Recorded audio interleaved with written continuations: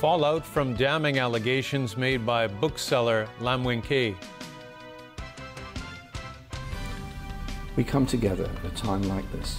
We come together to support the family and to mourn and to reflect that violence is not an answer. Violence is not an answer to anything. Britain in shock over MP killing. And fresh calls in the U.S. for military strikes against Syrian government forces.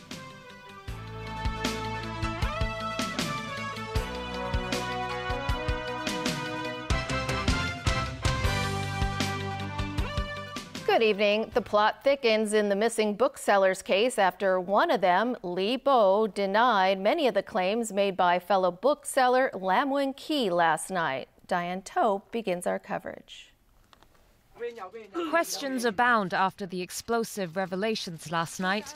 Was Lam really detained by a special central unit for 6 months?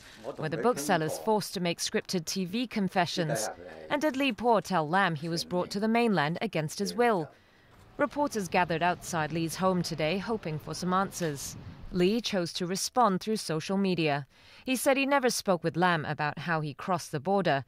He said his case was investigated by public security officers in Ningbo, and he's never heard of any special central unit. Li also said he never printed any name list of his bookstore's customers, so it was not possible for him to hand it over to the authorities. In the afternoon, plainclothes detectives showed up at Li's home. The Secretary for Justice stresses the government is highly concerned about the case, but points out it's not possible to come to a judgment yet because Li and Lam have made conflicting claims. On whether one country, two systems has been breached, Rimsky-Yun says the principle requires the understanding and respect of both sides. If one person is within the jurisdictions of mainland China, then as in any other jurisdiction, one is expected to comply with the law and subject to the law of mainland China.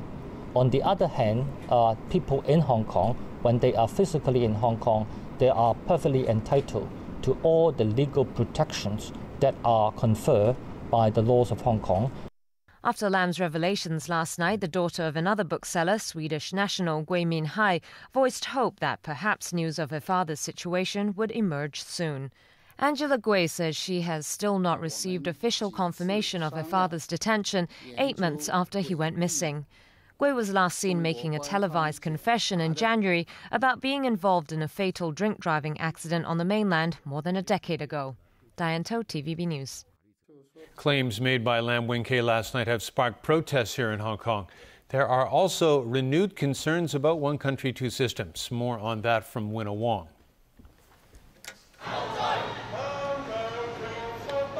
Fallout on the streets as the plot thickens in the missing booksellers case following Lam's claims. Today, several groups marched to the central government's liaison office to protest against what they say is a serious violation of human rights and one country, two systems. The base of the one country, two system is massively being damaged by incidents like this. So we urge the Hong Kong government to protect the personal safety and the freedom of Hong Kong people, and urge that the central government to put their dirty hand away from Hong Kong people. It's said by Mr. Lam that he lost all his hope or confidence on the SAR government. In fact, he didn't see any evidence that the SAR government, particularly CY Leung, has done anything to protect his right or their rights. Inlegco demands for answers and action from the government. I have just sent a letter to the Chief Executive's office and asked him to send it to Mr. Xi Jinping to tell him how angry, how anxious the Hong Kong people are. The public perception is that our government is not doing anything. Then the question will be posed, why aren't we doing anything? Are we afraid of Beijing? I'm talking about Hong Kong government, that we simply don't even want to ask? If this is the case, it certainly doesn't work well for Hong Kong governance. Several pan-democratic lawmakers plan to raise this topic as an urgent discussion at the Legislative Council meeting next week. Some of them also want to grill Chief Executive Leung Chun-ying directly next month at his final question and answer session this term. Across the border, the state-run Global Times newspaper published a piece dismissing Lam's assertions. It said, for example, Lam has not offered evidence in backing up his claims that Li Po was brought to the mainland against his will. Winna Wong, TVB News. Overseas, and a British member of parliament was killed yesterday by a gun and knife-wielding attacker in her small-town constituency. The tragedy has led to the suspension of the country's fierce and divisive referendum on membership in the European Union. Alan Booknia reports.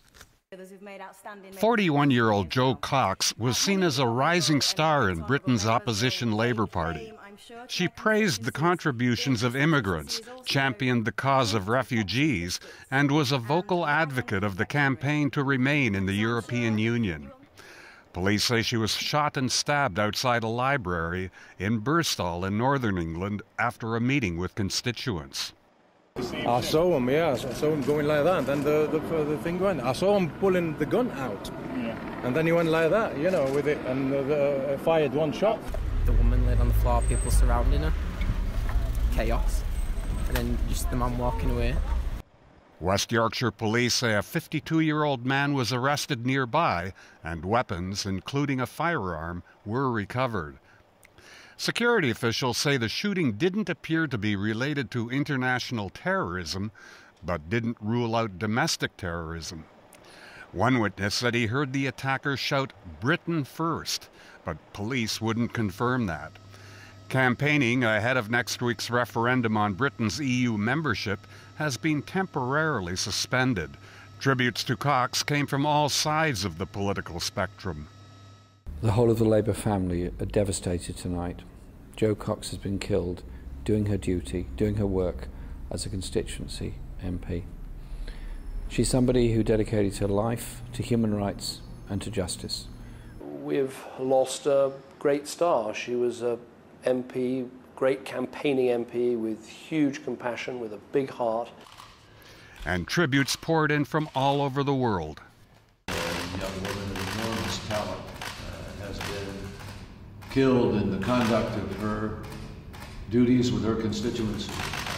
It is an assault on everybody who cares about and has faith in democracy.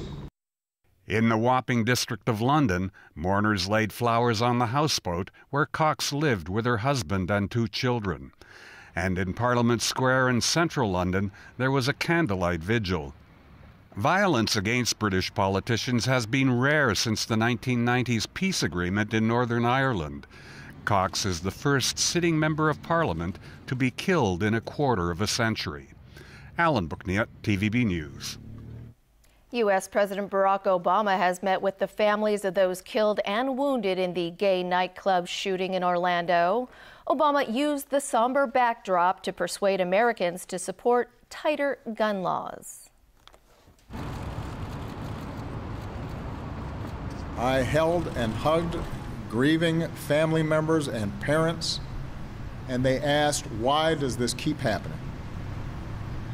And they pleaded that we do more to stop the carnage.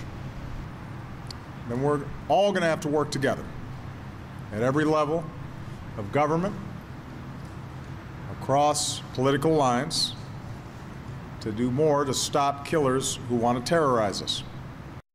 While Obama stood in solidarity with Orlando residents, Arizona Senator John McCain blamed him for the massacre. Because when he pulled everybody out of Iraq, Al-Qaeda went to Syria, became ISIS, and ISIS is what it is today, thanks to Barack Obama's failures, utter failures.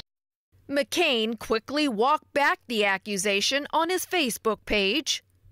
But Americans are angry. The FBI took shooting suspect Omar Mateen off their terrorism watch list. The CIA insists homegrown terrorists are hard to track. These so-called lone wolves, the ones who operate as a result of the incitement, encouragement, and exhortations of these terrorist organizations, it is an exceptionally challenging issue for the intelligence community, security, and law enforcement to deal with. One gun shop turned Mateen away.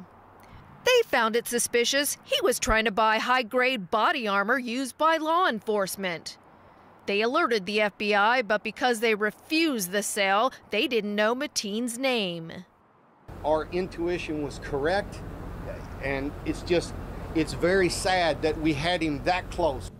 The first funeral held for the 49 victims celebrated the life of Pulse nightclub bouncer Kimberly Morris.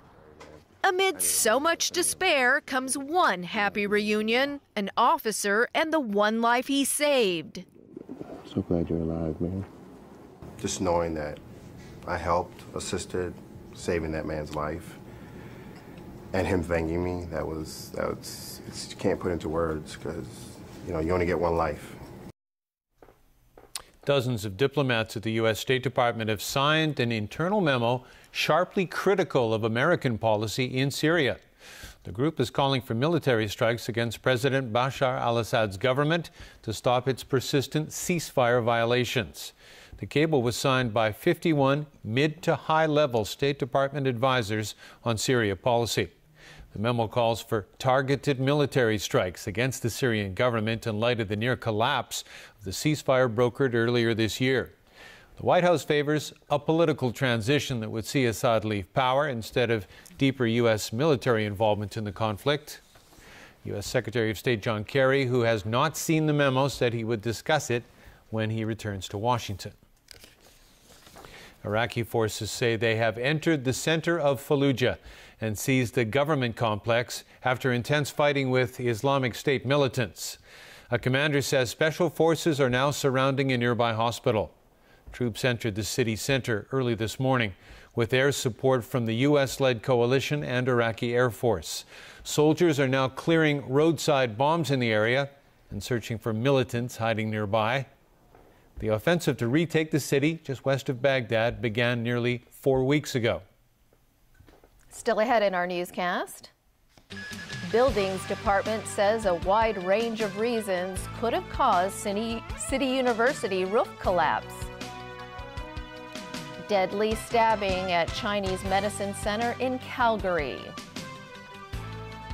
And the NBA Finals going down to the wire.